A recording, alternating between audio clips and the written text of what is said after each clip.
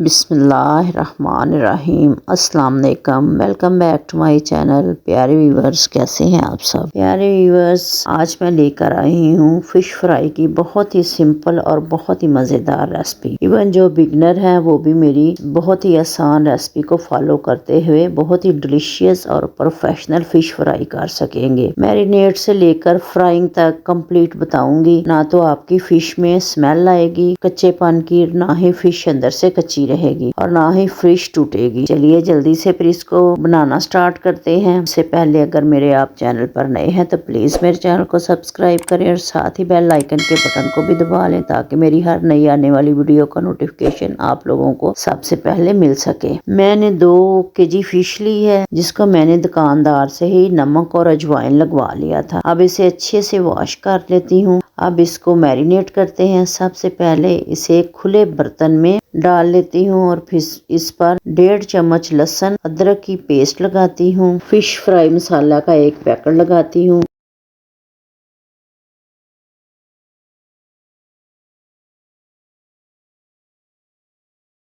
तीन से 4 अदद लीमू स्क्वीज करके डालती हूँ।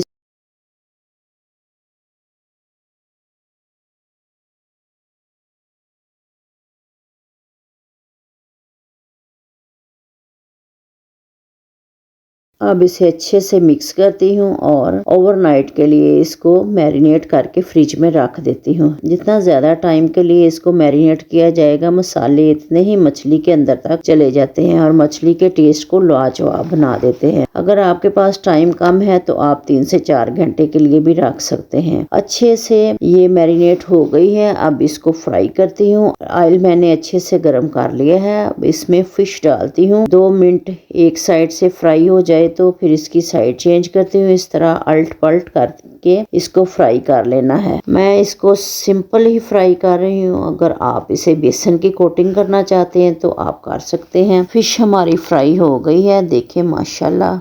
अब मैं इसको निकालती हूँ और डिश आउट करती हूँ।